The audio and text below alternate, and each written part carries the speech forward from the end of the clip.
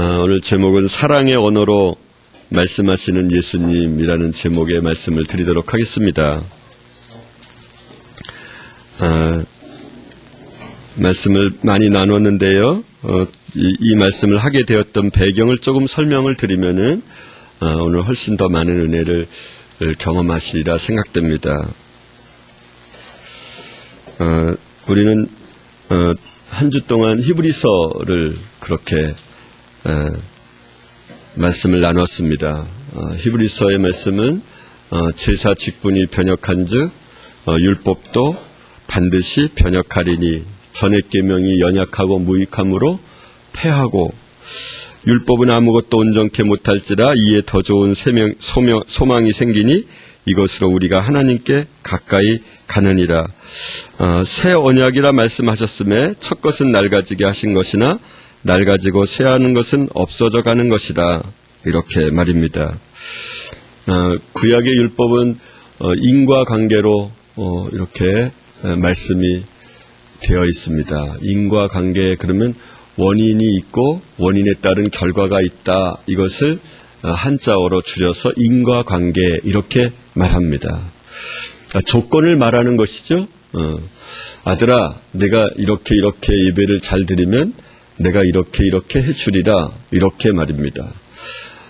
딸아, 내가 어머니의 말에 순종하면 내가 좋아하는 스마트폰을 사주리라. 이렇게 말입니다.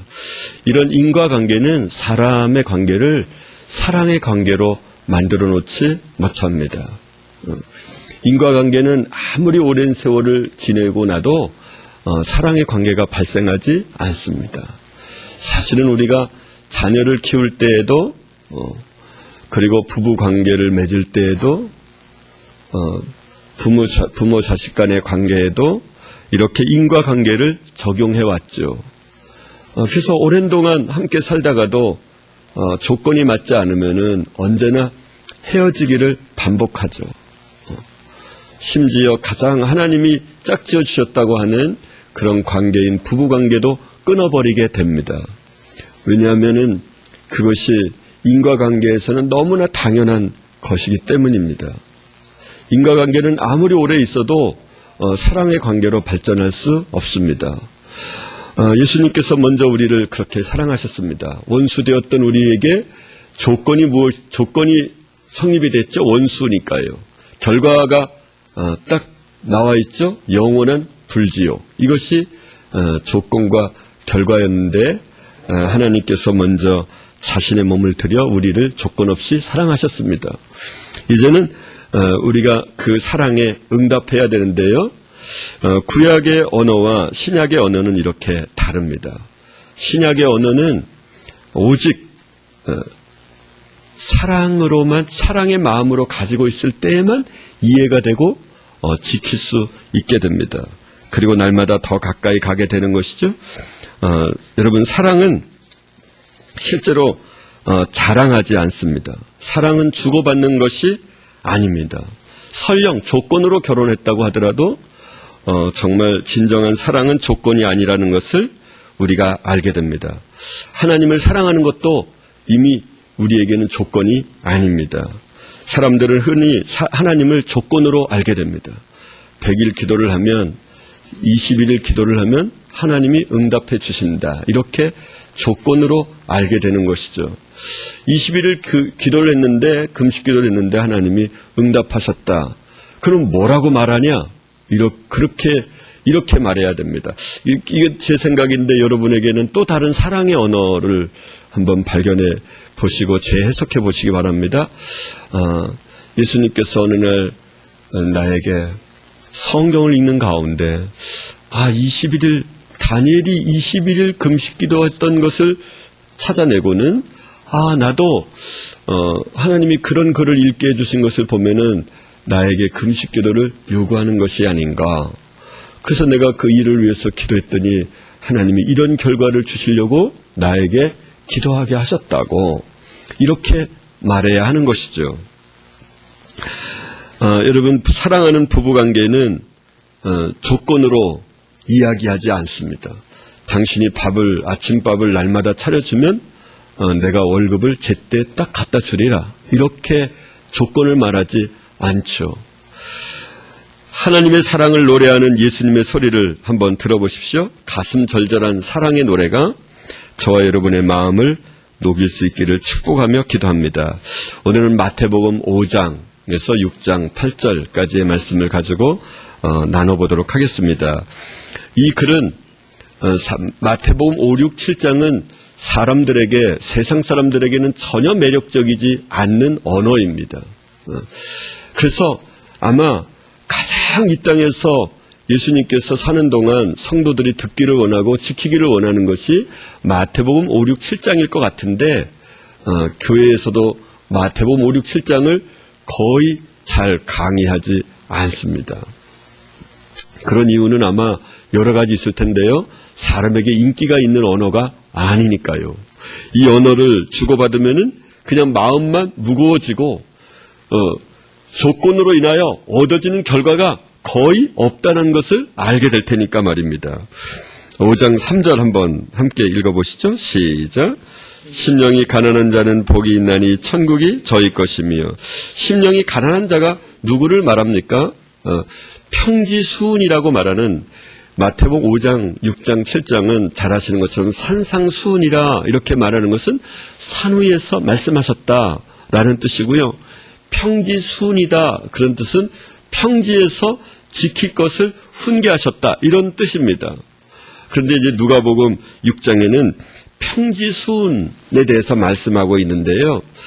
예수께서 제자들 앞에 평지에 서서 말씀하시니 그래서 이제 이것을 평지수훈이라 이렇게 말하는데요. 여기에는 심령이라고 하는 말은 빠져 있습니다. 그냥 가난한 자는 복이 있나니 이렇게 하나님의 나라가 너희 것이며.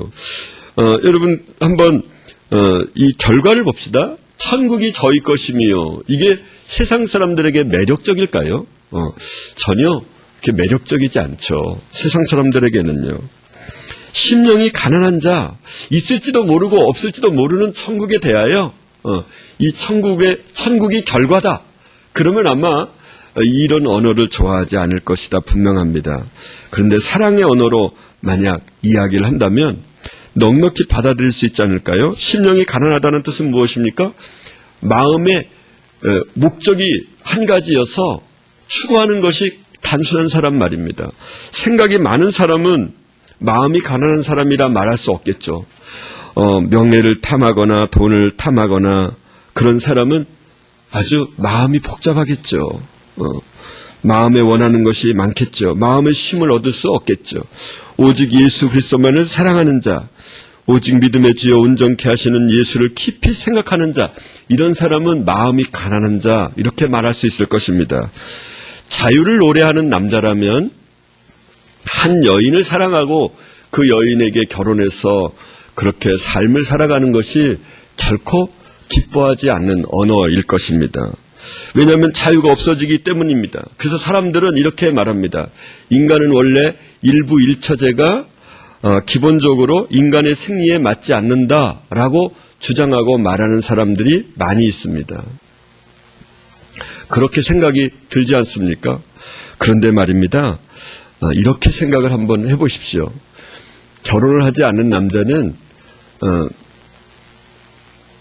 언제라도 집에 갈 수 있고 언제라도 안 갈 수 있고 제 시간에 갈 수도 있고 언제라도 제 시간에 안 갈 수 있습니다.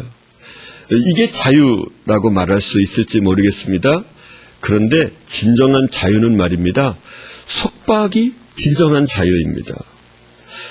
무슨 그 언어 유희냐 이렇게 말할 수 있을지 모르겠지만 여러분 사랑하는 사람이 있어서 시간이 딱 되면 사랑하는 아내에게 갈 곳이 있다라는 것이 얼마나 우리에게 큰 자유를 주는지 모릅니다.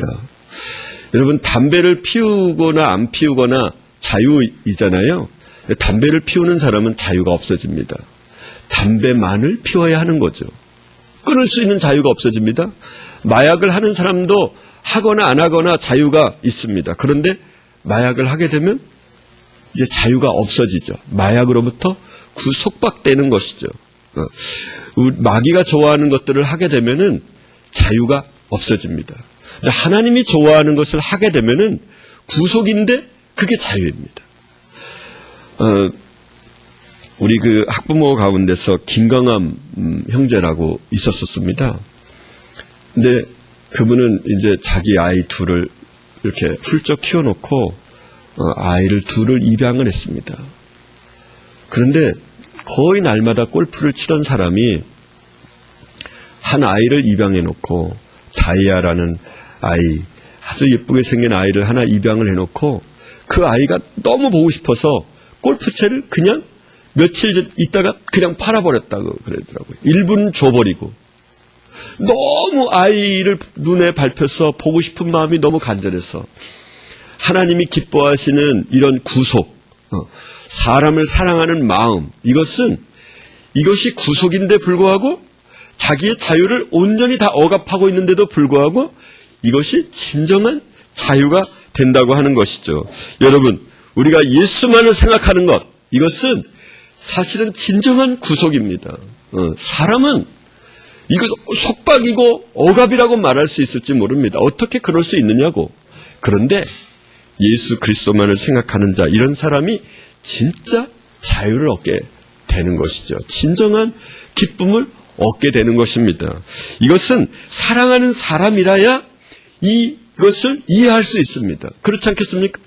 예수님을 사랑하지 않는 사람이 예수만을 생각해야 돼. 이것이 얼마나 우리에게 고통을 줄 수 있겠습니까? 불가능해. 말도 안 돼. 근데 주일날 와서 어쩌다가 생각하다가 교회 문을 열면 딱 잃어버리는 거야. 그 정도 생각해 주는 것도 다행으로 알아야지.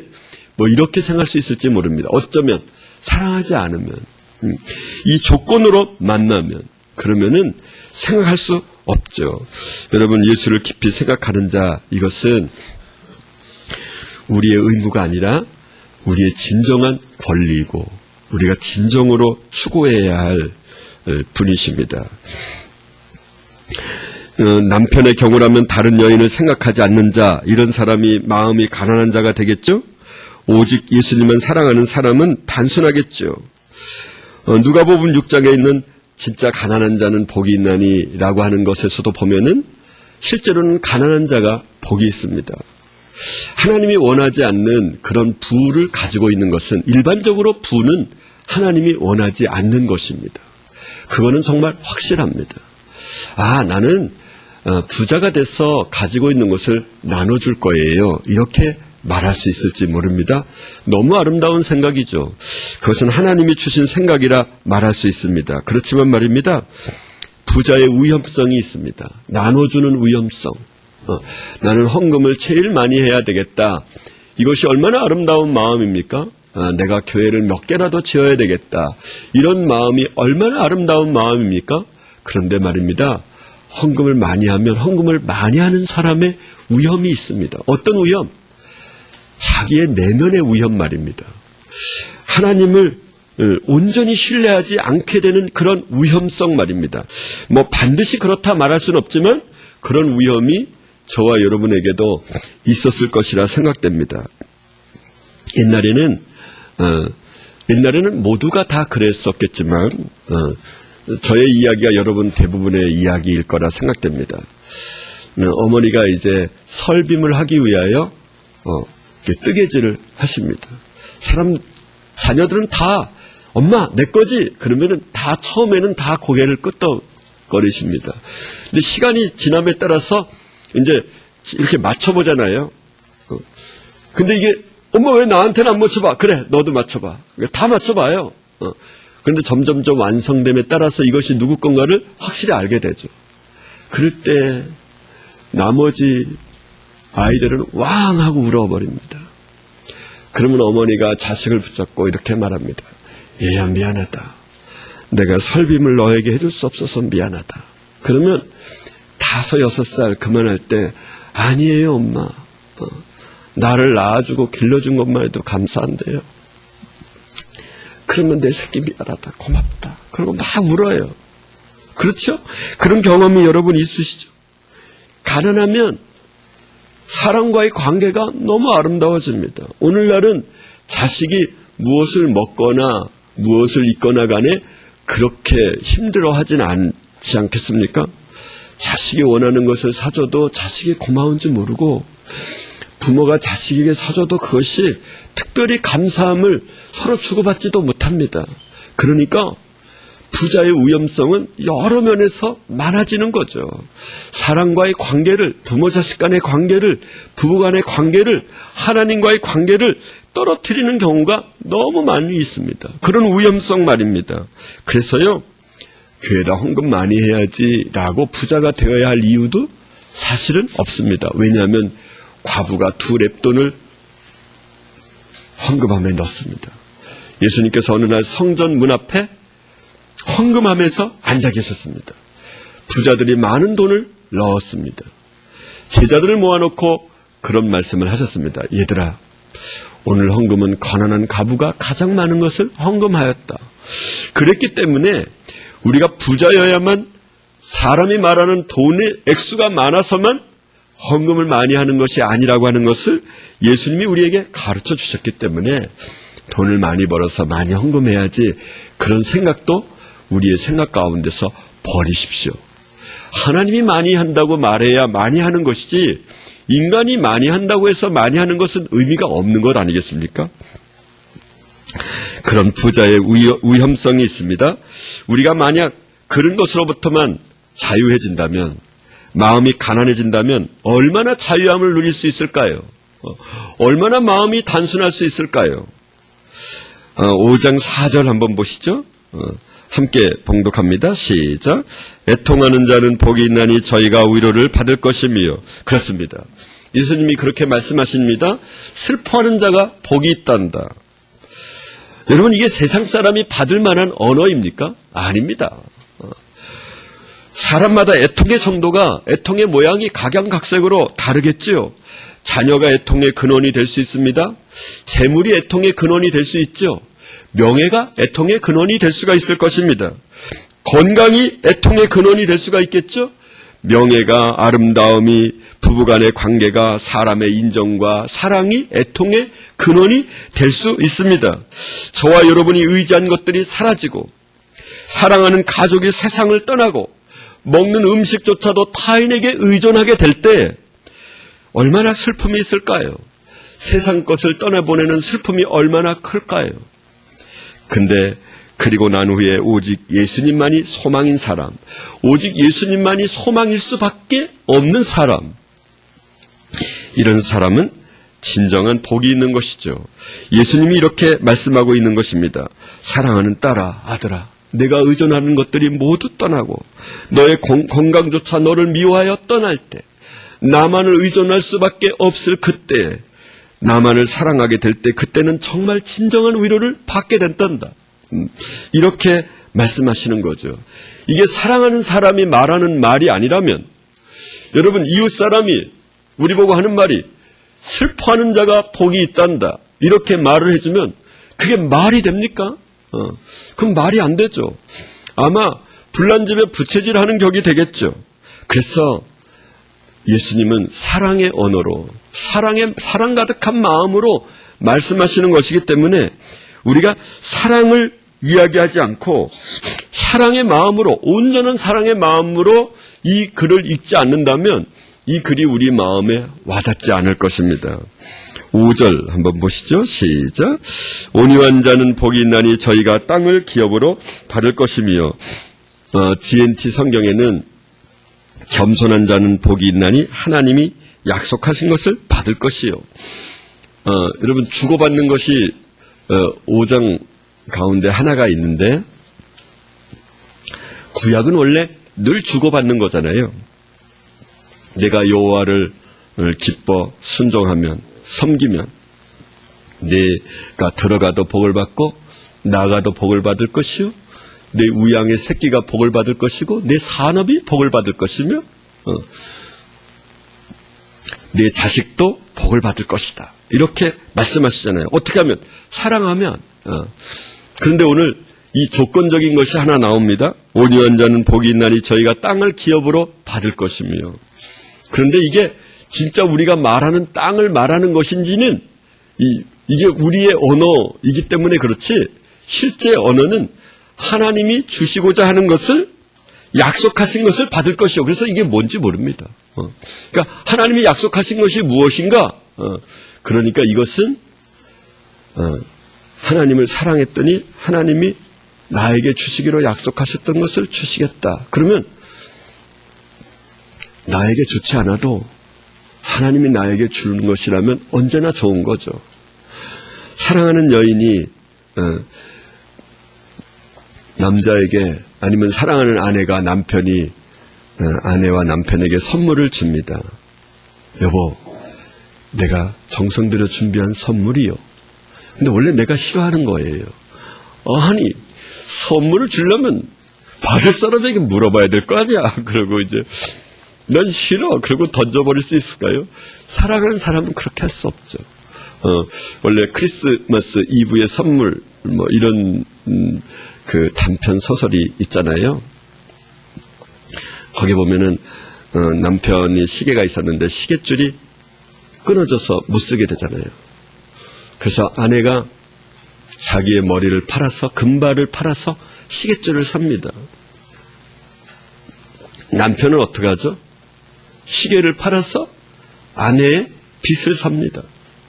그래서 크리스마스 때 서로 나눠줍니다. 이분날. 그런데 우리 같은 뭐라고 말합니까? 뭐 하여튼 각자 언어로 말해보시기 바랍니다. 하여튼 그런데 그때 얼마나 감격할까요? 내 목숨보다 더 소중한 나를 사랑하는 마음이 철저하게 그 안에 박혀있지 않을까요? 온유한 자는 복이 있게 됩니다. 하나님이 약속하신 것을 받게 되죠. 우리에게 비록 안 좋을지 모르지만 그분이 주시는 것은 언제나 그분의 마음을 담았기 때문에, 사랑의 마음을 담았기 때문에 나에게 나쁜 것도 언제나 좋게 되는 것이죠. 어떤 사람이 그런 복을 받습니까? 온유한 자. 고린도전서 3장 13장 5절에 보면 사랑은 언제나 온유하며, 사랑하는 사람은 온유하게 되어 있습니다. 6절을 보겠습니다. 시작. 의에 줄이고 목마른 자는 복이 있나니 저희가 배부를 것이며. 의가 무엇입니까? 의는 하나님이 요구하시는 것이 최고의 갈망인 사람, 의에 줄이고 목마른 자라는 뜻이 하나님이 원하시는 것을, 하나님이 요구하시는 것이 최고의 갈망인 사람이라고 하는 뜻입니다. 그러니까 의는 무엇입니까? 하나님이 요구하시는 것, 하나님이 말씀하시는 것, 우리에게 요구하시는 것이 의입니다. 하나님의 요구하시는 것이 최고의 갈망인 사람들은 복이 있나니 그들은 충분히 만족시키실 것입니다. 여기가 저희가 배부를 것이며 라고 하는 것이 우리의 배가 부른다라는 말이 아니고요. 채워질 것이다. 하나님이 요구하시는 것을 충분히 하게 될 것이다. 저와 여러분이 말씀은 못 지켜. 못 지키지. 못 지키고 말고. 천국에 가서 지키게 될 거야. 이렇게 말을 합니다. 육체가 없는 천국에서 무슨 분을 낼 수가 있겠습니까? 예를 들면 말입니다. 이 땅에서 할 수 있는데 그것이 어떤 사람에게 하나님이 요구하시는 것이 그의 최고의 가치가 되고 최고의 갈망이 될 때, 그럴 때 하나님이 충분히 만족시켜 주신다는 것입니다. 이런 감정이 사랑하는 사람 사이에서 일어나지 않겠습니까? 그가 말하는 것이 나의 최고의 목표가 되는 거죠. 세상 사람들이 이 언어를 들으면 뭐라고 말할까요? 성경이 난 세상 사는데 유익한 줄 알았더니 의미가 없네. 그러지 않겠습니까? 누구든지 이런 언어를 좋아하는 사람이 없겠죠. 그런데 말씀하시기를 하나님이 요구하시는 것에 목마르고 줄이고 갈망하는 사람, 그런 사람은 복이 있어 그대로 지킬 수 있을 거야. 그러니까 원인 행위에 따른 결과가 너무도 초라하죠. 세상 사람이 듣기에는 말입니다. 그러나 사랑하는, 목숨을 서로 주고받는 그런 사랑하는 사람 사이에는 이것이 가장 귀한 언어죠.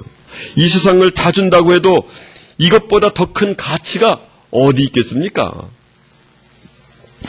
사랑하는 사람을 위하여 그가 좋아하는 것을 행하는 것을 목숨 걸고 하는 것, 이것이 사랑을 노래하는 사람끼리 일어나는 감정입니다.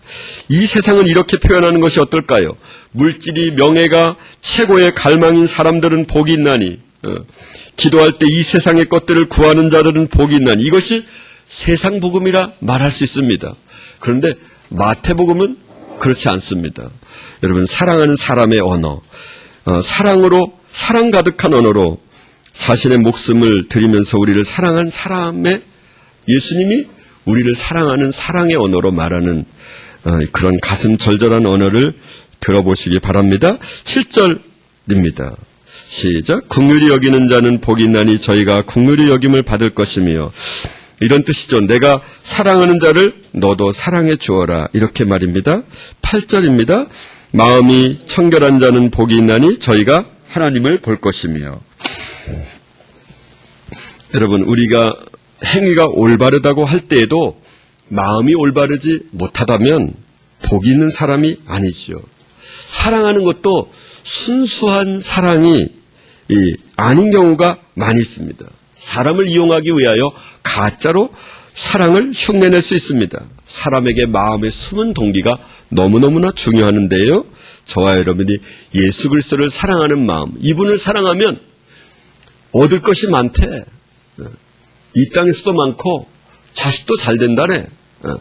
그러니 주일날 죽도록 일하는 것보다 예수님께 가는 것이 훨씬 이익이야. 이렇게 우리는 이렇게 말을 하기 시작하잖아요. 그렇죠? 이렇게 하면은 정말 예수님의 말씀과는 동떨어진 말을 하는 거죠. 이렇게 되지 않을까요? 예수님이 남편이고 우리는 신부니까요. 어떤 사람에게 남편을 소개하는 거예요. 여보게, 우리 남편을 섬기게.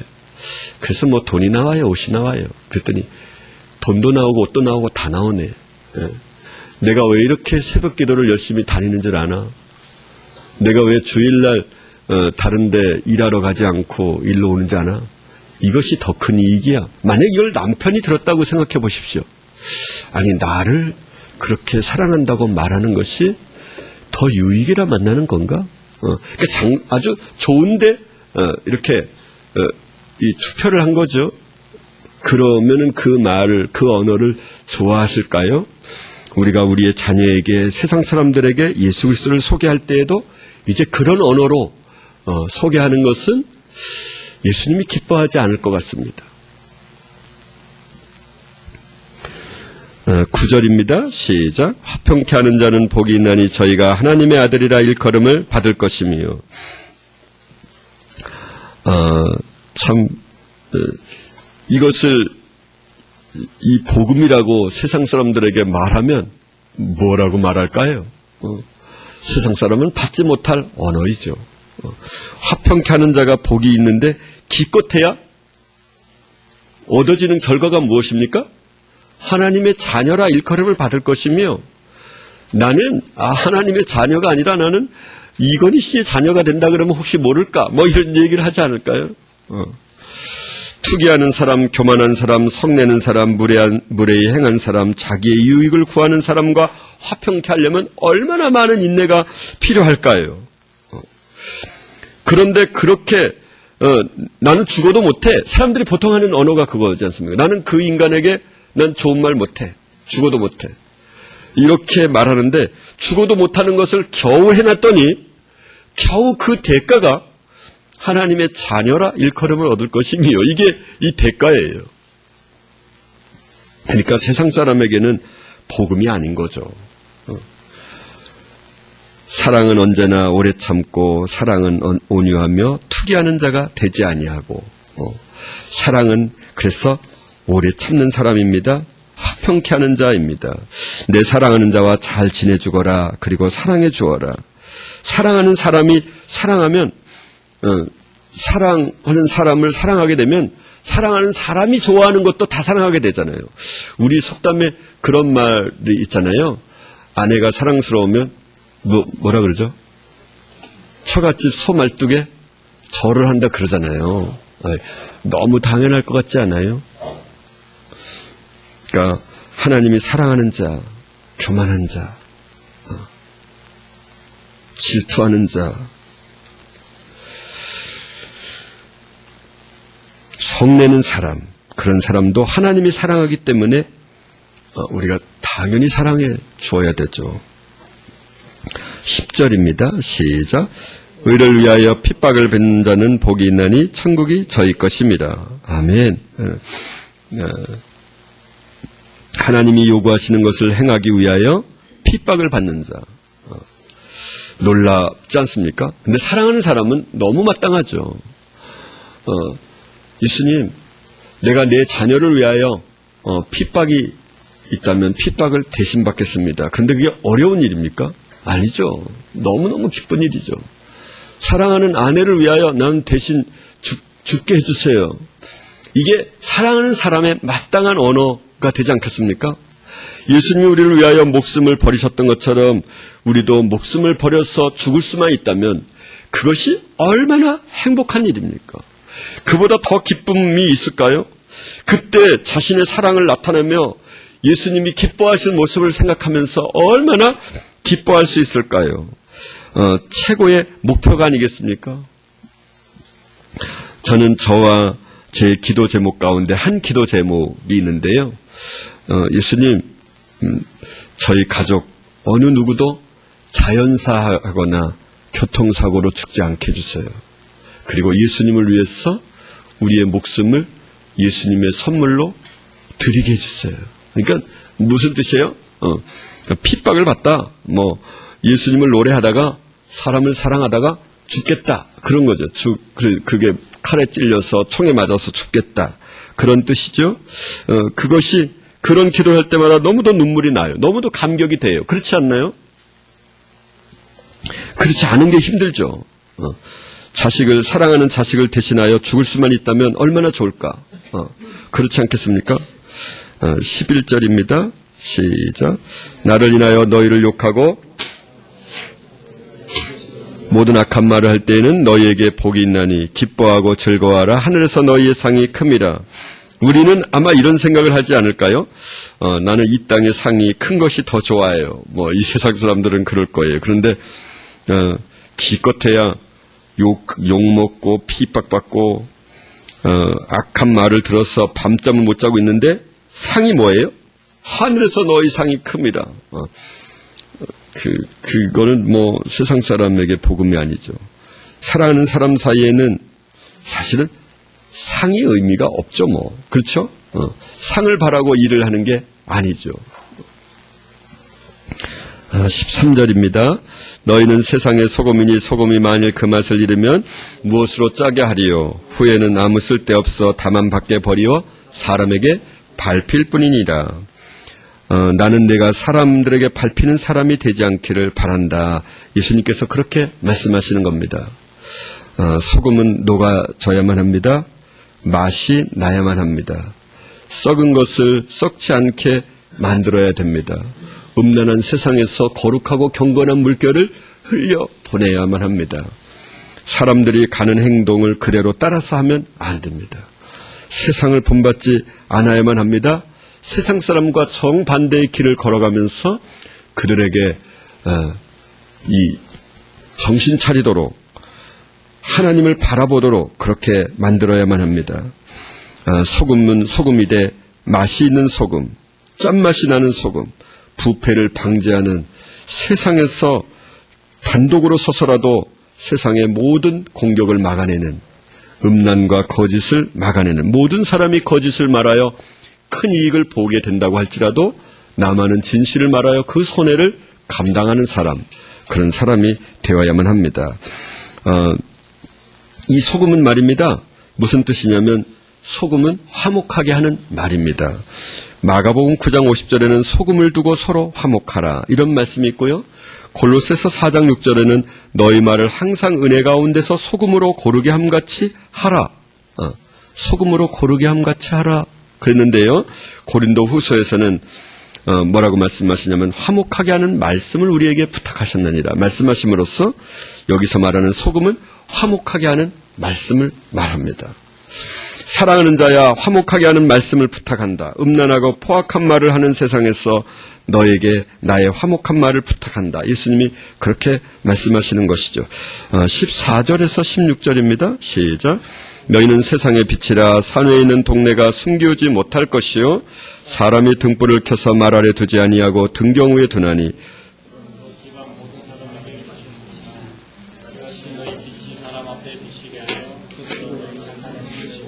하늘에 계신 너희 아버지께 영광을 돌리게 하라. 아멘. 사랑하는 아버지와 자녀의 관계가 아니라면 어떻게 이런 말씀을 주실 수 있을까요? 세상의 조건은 사라지고 착한 행실의 대가가 겨우 무엇입니까? 아버지가 영광을 받는 것이라면 세상 사람들이 좋아하는 언어가 아니죠.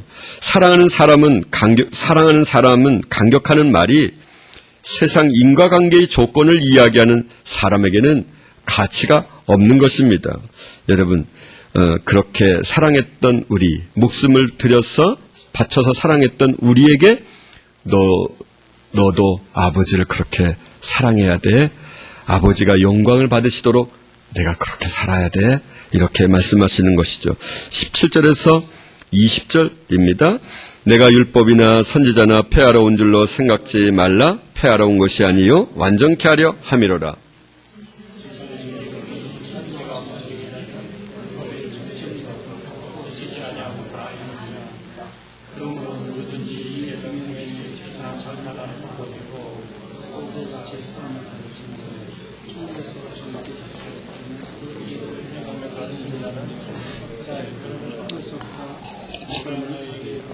너희 의가 서기관과 바리새인보다 더 낫지 못하면 결단코 천국에 들어가지 못하리라. 아멘. 이것은 율법과 복음과의 관계를 예수님이 말씀하시고 계시는데요. 종이 하나님께 지켜야 할, 임금에게 지켜야 할 율법보다 아들이 아버지께 지켜야 할 새 언약의 복음은 더욱 근본적인 것입니다. 종업원이 회사에서 의무로 하는 일보다는 회사 사장 아들이 의무는 그에겐 없지만 규칙이 주어지지 않았다고 할지 모르지만 회사에서 하는 일이 훨씬 많은 일을 하게 됩니다. 훨씬 더 많은 의무를 지게 됐지요. 돈을 주고받는 파출부보다 돈을 전혀 주고받지 않는 아내는 훨씬 더 많은 일을 하게 되는 것과 마찬가지 이치입니다. 차이가 무엇입니까? 신분의 차이에서 오는 것이죠. 조건인가 사랑인가의 여부에 해당합니다. 우리는 하나님 아버지와 자녀의 사랑의 관계입니다. 예수님과는 신랑과 신부의 사랑의 관계입니다. 신분의 차이에서 오는 말씀입니다. 조건인가 사랑인가 말입니다. 이 차이에서 오는 말씀을 한번 비교해 보시기 바랍니다. 행위의 조건을 만족하는 것으로만은 안 됩니다. 사랑이어야만 합니다. 사랑의 마음을 가지고 한번 이 글을 읽어보시기 바랍니다. 21절에서 26절입니다. 옛사람에게 말한 바 살인치 말라. 누구든지 살인하면 심판을 받게 되리라 하였다는 것을 너희가 들었으나 나는 너희에게 이르노니 형제에게 노하는 자마다 심판을 받게 되고 형제를 대하여 라가라 하는 자는 공회에 잡히게 되고 미련한 놈이라 하는 자는 지옥불에 들어가게 되리라. 그러므로 예물을 제단에 드리다가 거기서 내 형제에게 원망 들을 만한 일이 있는 줄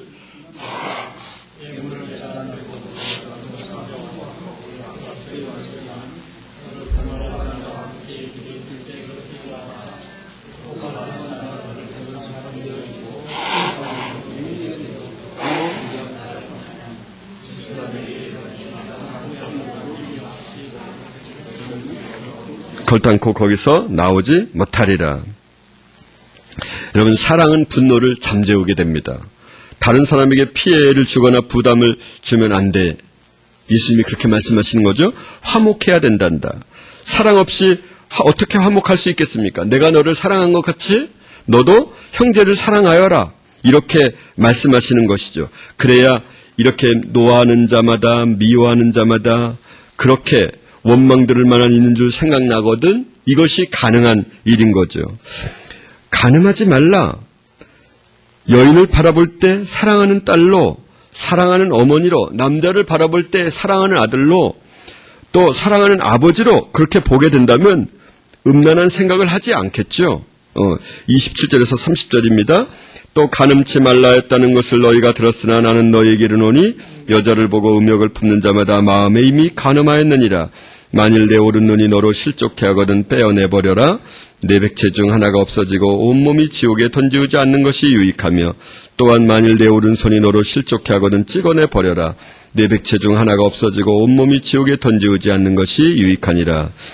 또 일렀으되 누구든지 아내를 버리거든 이혼 증서를 줄 것이라 하였으나 나는 너에게 이르노니 누구든지 음행한 연고 없이 아내를 버리면 이는 저로 간음하게 함이요 또 누구든지 버린 여자에게 장가드는 자도 간음함이니라. 그러니까 아내를 버린 자도 간음하는 것이라고 말씀하십니다. 그래야만 이성을 사랑의 눈으로 그렇게 사랑하는 딸로, 사랑하는 아들로, 사랑하는 아버지로 그렇게 바라볼 때, 사랑하는 어머니로 바라볼 때 이런 죄에서 벗어날 수 있습니다. 그래서 이런 죄를 벗어나는 것은 오직 무엇입니까? 사랑의 마음입니다. 맹세하지 말라 말씀하시는데요. 33절에서 37절입니다. 옛사람에게 말한 바 헛맹세를 하지 말고 내 맹세한 것을 주께 지키라 했다는 것을 너희가 들었으나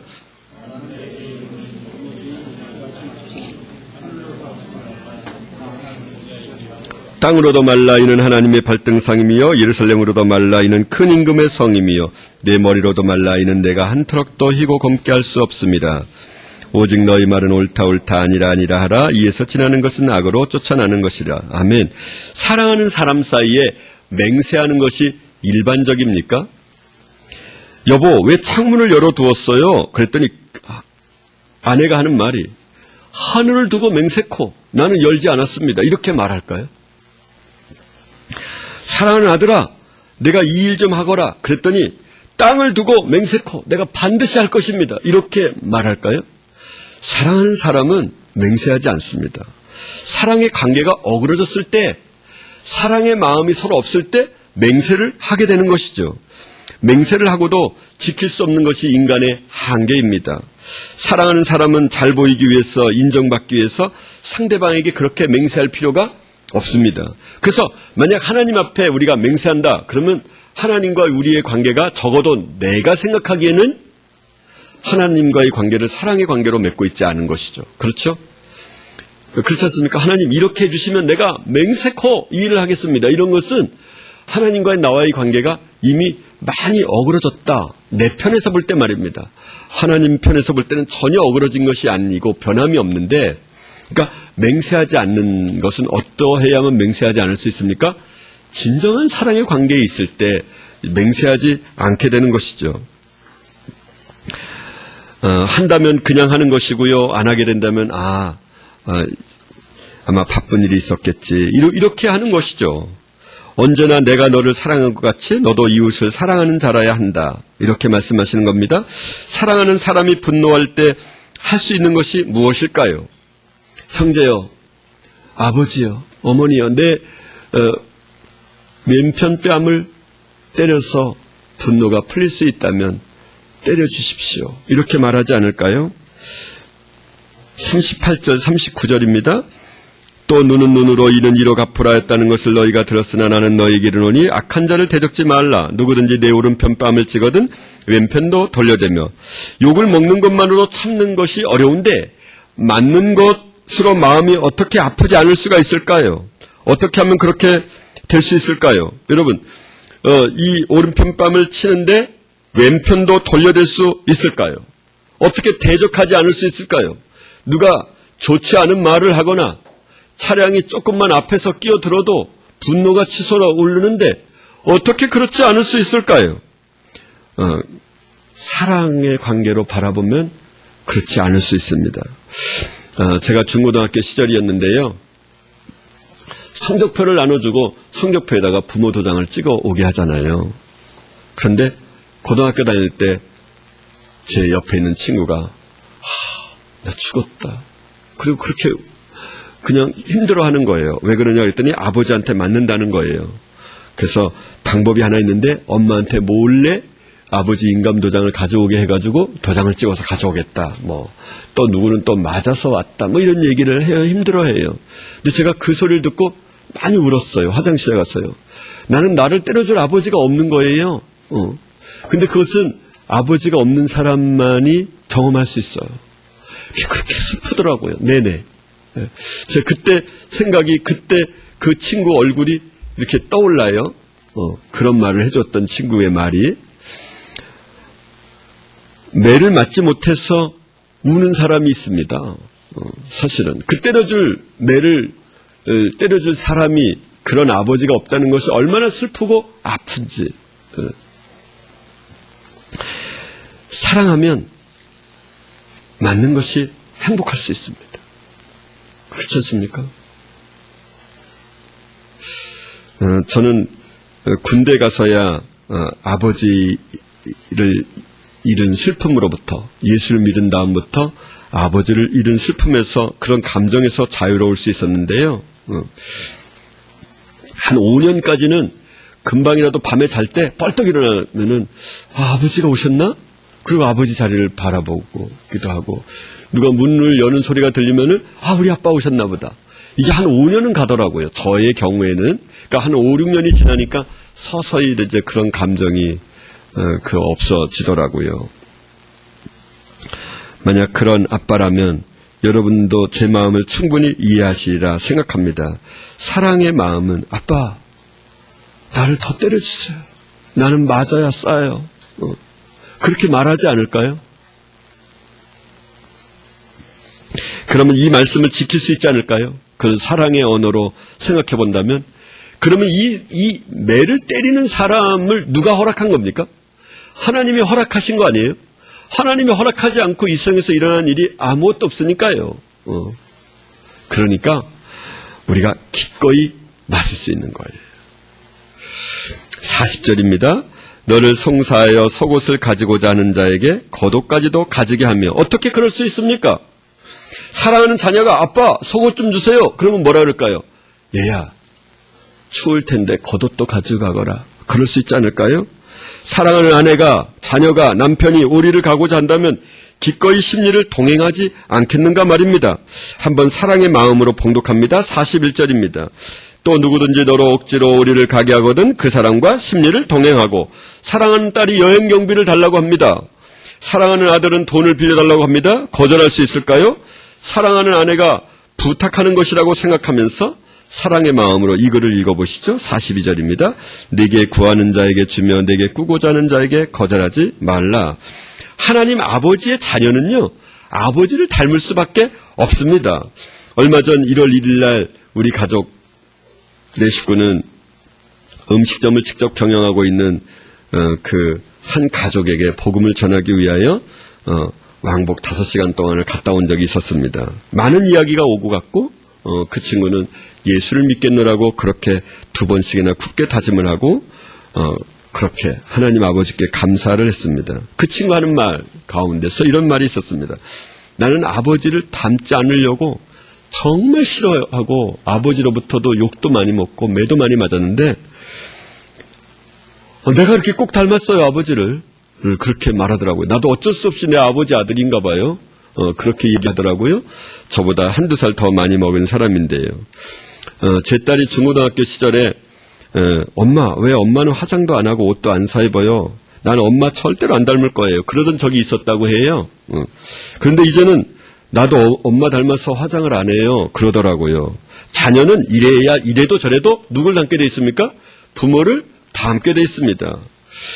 아버지 하나님의 자녀된 마음으로 한번 성경을 봉독해 보시죠. 43절에서 48절입니다. 시작. 내 이웃을 사랑하고 내 원수를 미워라 했다는 것을 너희가 들었으나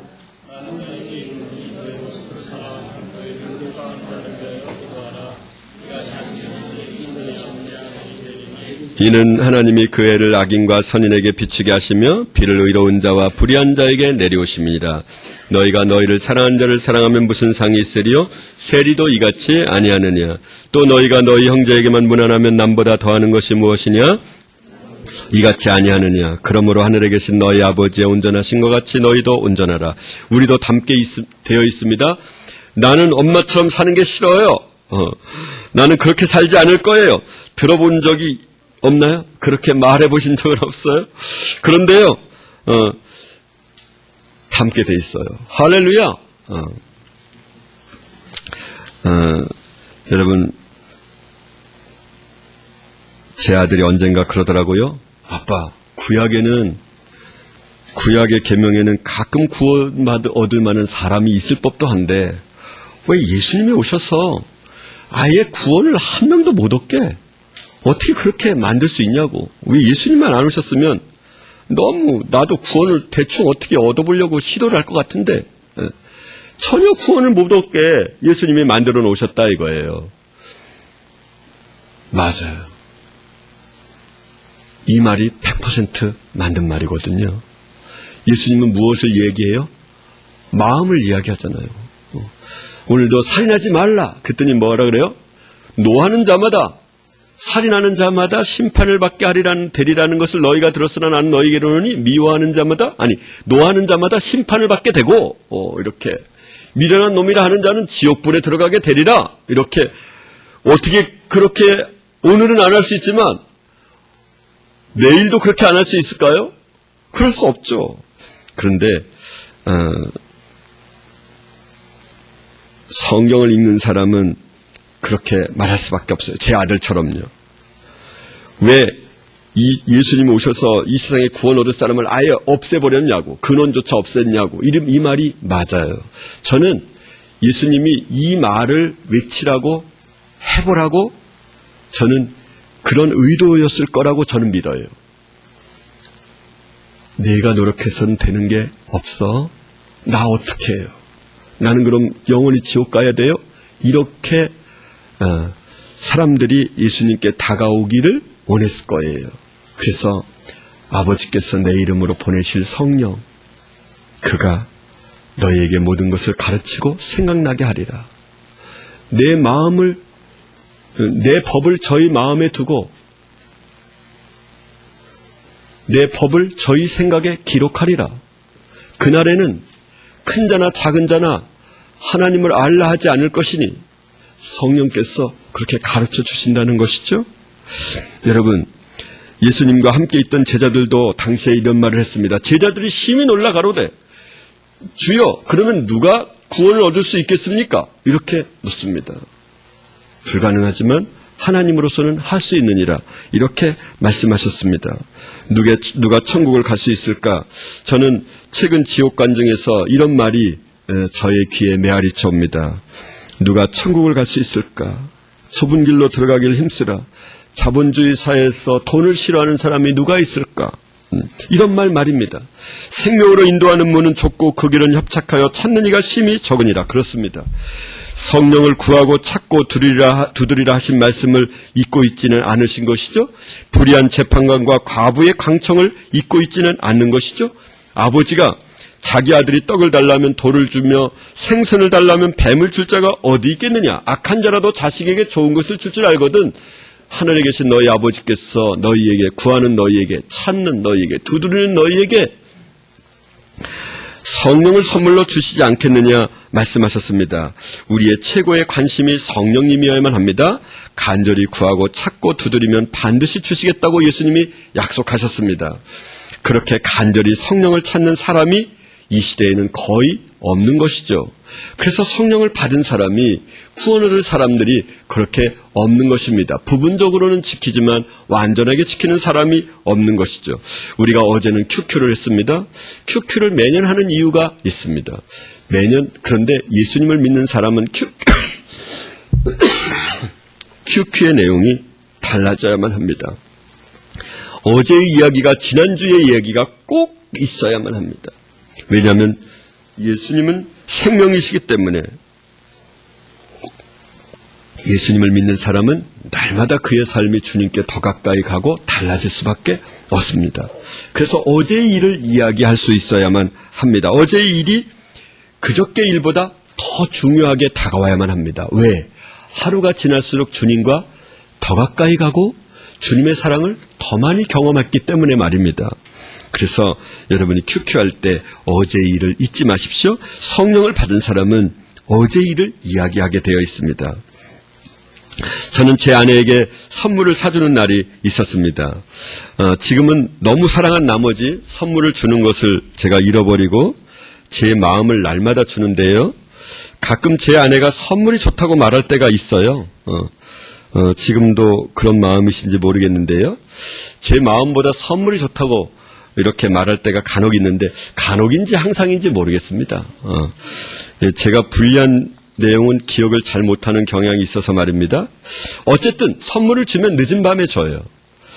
차 안에서 늦은 밤에 가지고 올라와요.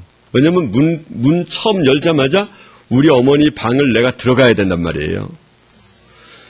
이 양반이 딸에게 먼저 아는 척하면 어머니가 섭섭해 하세요.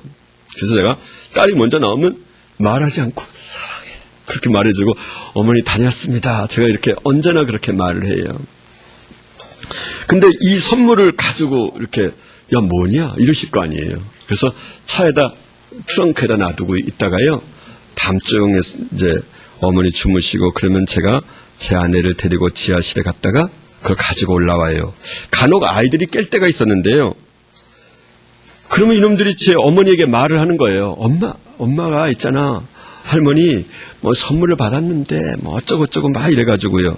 그러면 혹시 어머니가 자식이라고 제 어미한테는 안 주고 색시한테 푹 빠져가지고 그러실까봐 제가 선물을 늘 밤에 줘요.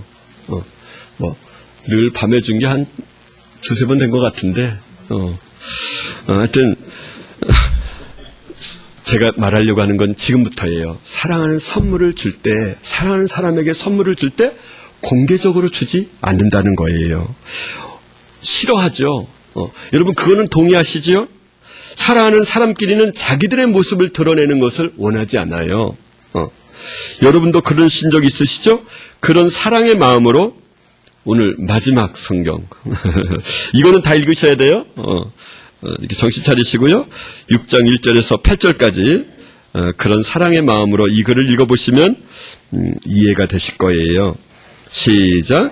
사람에게 보이려고 그들 앞에서 너희를 행치 않도록 주의하라. 그렇지 아니하면 하늘에 계신 너희 아버지께 상을 얻지 못하느니라. 그러므로 구제할 때 외식하는 자가 사람에게 영광을 얻으려고 회당과 거리에 사는 것 같이 너희 앞에 나팔을 불지 말라.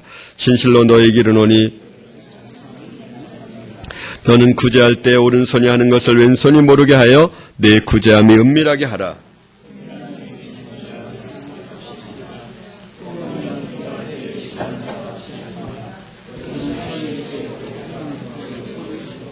기도하기를 좋아하느니라. 내가 진실로 너희에게 이르노니 저희는 자기 상을 이미 받았느니라. 너는 기도할 때 내 골방에 들어가 문을 닫고 은밀한 중에 계신 내 아버지께 기도하라. 은밀한 중에 보시는 내 아버지께서 갚으시리라. 또 기도할 때 이방인과 같이 중언부언하지 말라. 저희는 말을 많이 하여야 들으실 줄 생각하느니라. 그러므로 저희를 본받지 말라. 구하기 전에 너희에게 있어야 할 것을 하나님 너희 아버지께서 아시느니라. 할렐루야. 여러분 사랑하는 사람은 나타나기를 원하지 않습니다. 여러분 그래서요. 그것을 생각해 보셔야 돼요. 저 얘기를 하나만 드리면은 어느 날 저희 부부가 이렇게 헌금을 이름을 써서 안 냈어요. 왜냐하면 오직 하나님만 보시게. 제가 그런 제 아내에게 선물 주던 생각을 해보니까 이름을 써서 낸다는 게 얼마나 유치한 사랑인지를 알게 됐어요. 제가 여러분에게 이렇게 말하는 거죠. 최영숙 씨 앞으로 잠깐 나오세요. 뭐 이래놓고 선물 하나 주면서 이게 상당히 비싼 건데요. 8,000원짜리예요. 뭐 이러면서 이렇게 주는 거예요. 그죠? 그렇게 하면서 이게 선물을 주나요? 그렇지 않죠. 사랑의 마음으로 이 산상수훈을 읽으면 여러분 그 사랑 절절한 마음으로 예수님의 사랑이 절절하게 다가오실 것입니다. 이제부터 여러분에게 숙제가 있습니다. 여러분 이제는 내가 성령을 받았다고 생각을 한번 해보시고요. 그리고 마태복음 5, 6, 7장을 그대로 해보는 겁니다. 그리고 날마다 한 번 이상씩 읽어보시는 거예요. 그리고 내가 오늘은 무엇에서 걸렸나. 그리고 기도하는 거예요. 성령님 나에게 지킬 수 있도록 성령께서 하나님의 마음을 내 마음에 부어주십시오. 이렇게 해보시는 거예요. 그러면 무엇이 부족한 것인가를 알게 되고 순간마다 성령님을 찾게 되고 구하게 되고 두드리게 될 것입니다.